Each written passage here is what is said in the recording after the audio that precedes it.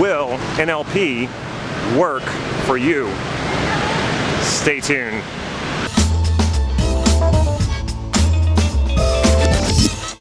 Hey, this is Damon Cart from NLP Gym, bringing you cutting-edge Neuro Linguistic Programming tools and technology to help you create the life that you desire.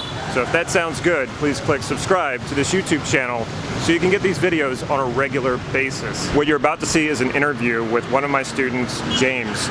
James spent a lot of time with me doing all of my NLP trainings and even doing coaching with me, and he's a great example of what the possibilities are with NLP and what you can do with your life using NLP. Take a look.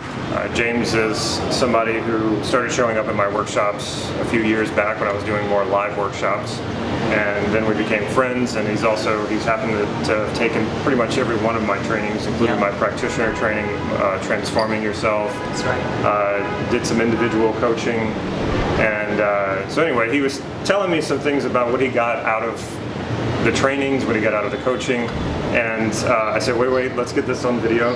So we're here in Hanoi, Vietnam, and currently James lives in Bangkok, Thailand, which he didn't always. He moved there, what, 8 months ago? About? Yes, 8 months ago. Right. Cool. As you were saying that there were certain things you didn't think you would have done had it not been for the trainings. Right. So what were some of those things?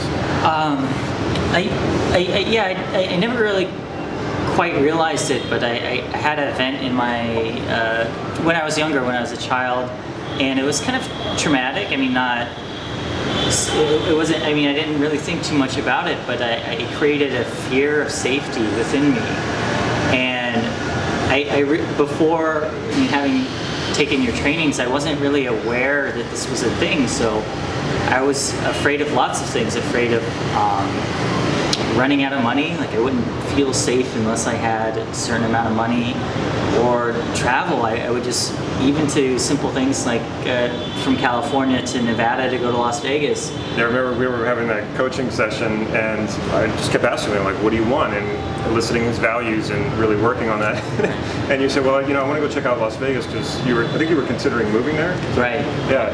And so I was like, okay, so, are you going to do this? And he was like, yeah. And I said, okay, when are you going to book the ticket? And he said, like, well, I'll do it tomorrow. I said, I'm going to call you tonight and make sure that you've done it. And I remember you kind of like, because that's what usually happens when it's like, okay, now it's time to take action. People kind of go, oh, wait a minute, that's right, this is time to take action.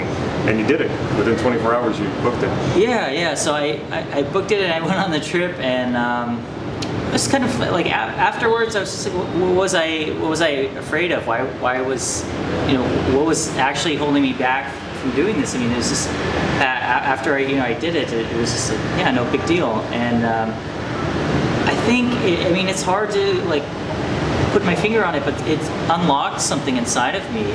And I think the following year I took a trip out to Thailand, and this was the first time for me to leave the US and leave the country. And I just fell in love with it, and the next year I took another trip, and then now I'm living in Bangkok. So I think whatever it was, just having that blocked state or that limiting belief just removed, just kind of freed me to do things that actually make me happy and that fulfill my values. I remember being very surprised, not that you booked the trip to Las Vegas, because that's really not a big deal. Yeah. It's like an hour and 20-minute flight from California. Right. But when you said, I'm going to go take this trip to Bangkok, and I was thinking to myself, wow, it was so unlike you, and how I knew you up to that point. I mean, I knew that you wanted to. You had talked about doing things like that, and then suddenly you're like, hey, I bought a plane ticket, and then when you came back, you're like, I want to live there. I want to save up some money and go live there. And I'm thinking, wow, I mean, is he really serious about this? Because before you couldn't even buy a plane ticket to Las Vegas. Now you're talking about living in Bangkok. Yeah. And then you're like, yeah, I'm doing this thing, and I'm glad you stuck around for the rest of the practitioner training to complete it, but right after that you took off. And I was impressed, very impressed. Yeah, I think what I really got out of going to all the workshops and the practitioner training, it wasn't just like taking one workshop and I was like, okay, I found the magic key. No, it was just kind of the process of learning all these techniques and in a real sense, an exploration of myself and who I am and my potential, what I could be, and really, it gave me the tools to understand, what was getting in my way, and kind of opening up those resources that I had inside me. But for, I had some bad programming that just wouldn't let me tap into those things. And I mean, that's what I really got most out of it, is I think getting a skill set. So it's not learning X, Y, Z technique and then, all your problems are solved, but having the skill set to identify those when I'm in a stuck state or when something's not working right, and just being able to work on it and find solutions. So I thank you for that. Well, I mean, I'm you did the work though. That's the key to it. I mean, I can put the stuff in front of you, but you kept showing up. You kept going to every single training, and then you wanted coaching, and we did that. So you were serious about it. You kept showing up, you kept doing it, and you practiced it. Because I remember you'd come back to me and say, okay, I'm kind of stuck here, I'm having trouble with this. And then when I had that practice group, you showed up to that a lot. You're talking about like techniques and limiting beliefs, and for some people who are watching, they might really understand that. So I think the simplest way to sort of explain it is think about your life before NLP training, right, and then think about your life after the NLP training you did with me. Because the NLP training you've done with me, is that the only NLP training you've done? For the most part, I think I had read Tony Robbins' book before I met you, and maybe watched 1 or 2 YouTube videos, but that's no real training or anything. Your life before NLP training, your life after NLP training, how would you make that comparison? Before having NLP training, I think I would just get in. I mean, sometimes life would be going okay and going fine, and then other moments I would just be, get depressed or feel down, or maybe I just get friction in my life and I don't know how to move forward, and I didn't really understand why. It just I had these problems, and I thought, maybe because I'm depressed, I need to go see a therapist. So I went to see a therapist, but after a few sessions, I wasn't getting any results. I think before really knowing NLP, I didn't really understand how I got into these states, these stuck states or unresourceful states where I wasn't being effective in life, and I wasn't fulfilling values, and I wasn't being who I could be. And it just seemed random. Sometimes I would be doing well, sometimes I wouldn't. And so I mean, I knew I kept searching for something. I knew there was a way, I knew there was a pattern here that I wasn't recognizing, and I just didn't quite have the tools. And I think I was just at a point in my life, I was like, okay, I'm just gonna look at meetup.com and see what's out there. Maybe there's other people out there working on this and practicing on it. And that's how I met Damon. I went to one of his, at the time he was doing meetups, and he was just giving information away for free or at very low cost. And I went to one of these, and I went to my first workshop with him, and I got a great set of tools, and I just wanted to take that further and see, what else can I change, and how can I improve things. And having taken your workshops, I've never fallen back to the point before knowing NLP training. I've never gotten stuck in a really depressed state or unresourceful state where I didn't feel confident that I have the skills and I have the techniques to get myself out of it, or to realize what was stopping me. And I think, going back to this, I think that's the greatest thing about what I got from all the workshops and the practice, is getting the skill set to get myself to a resourceful state. And going forward in the future, I sort of expect that I'll have moments when I'm down or stuck, but I feel confident that there is a way out, and I have tools to help me get there. Yeah, it's kind of like driving a car and you know nothing about a car. Like you don't know how to change the oil, you don't know how to fix it or anything, and you can just break down and you don't know what's wrong with the car, and you don't know how to fix it, so you have to depend on someone else. Or you can learn those tools, learn those things, so you're on this journey of life and you have that skill set. That's what NLP is, having that skill set and those understandings that if you do break down, you know how to fix it yourself and get back on the road and going again.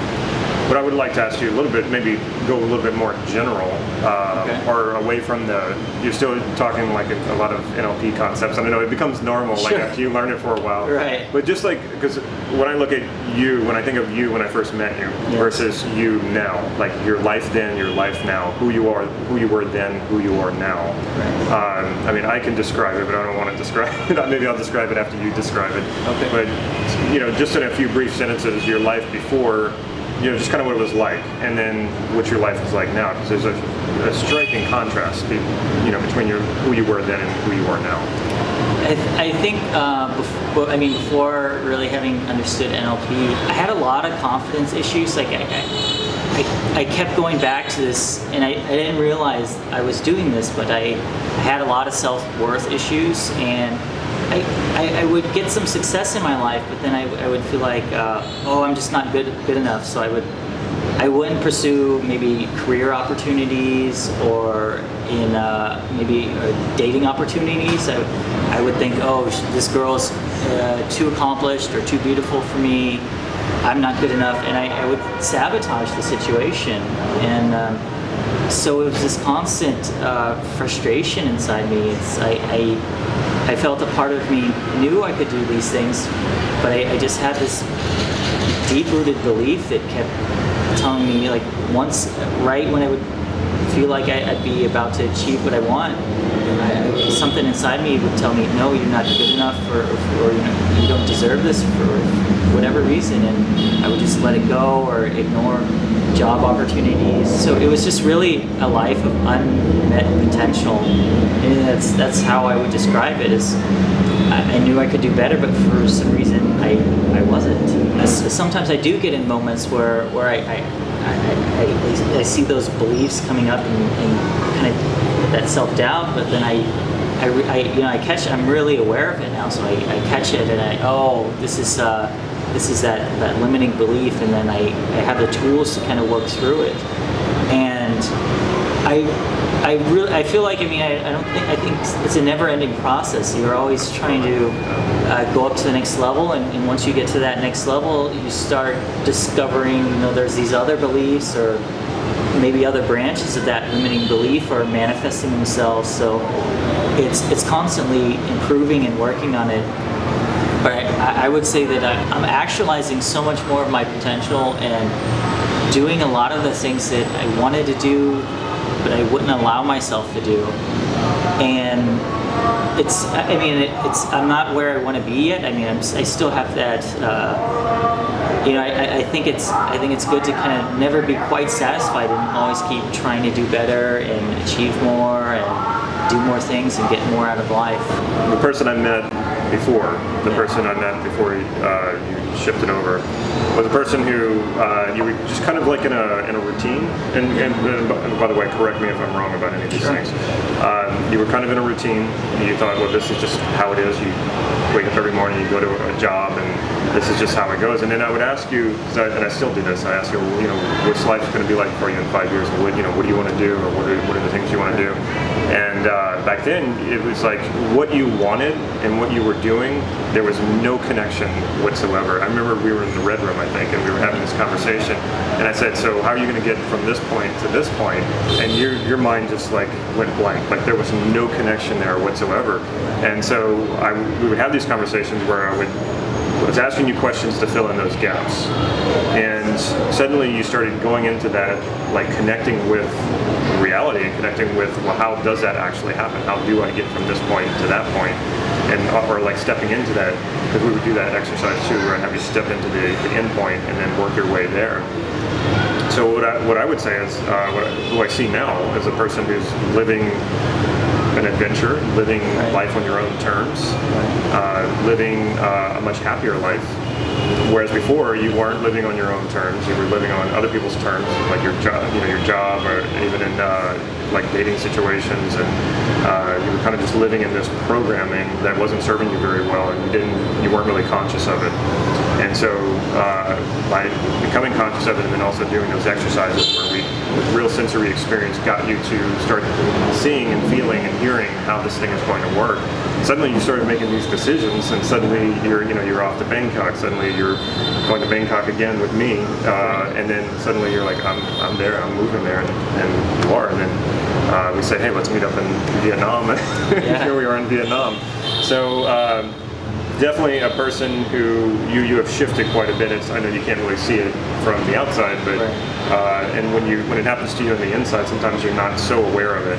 But it's so blatantly obvious to me, and I'm sure to a lot of other people, the journey that you've taken. And you just, not only you're in a different location, you're doing different things, you seem like a different person, not in a bad way, of course, and you seem more relaxed, you seem more at home with yourself, and at ease with yourself, and happy with the way your life is going. Certainly, yeah.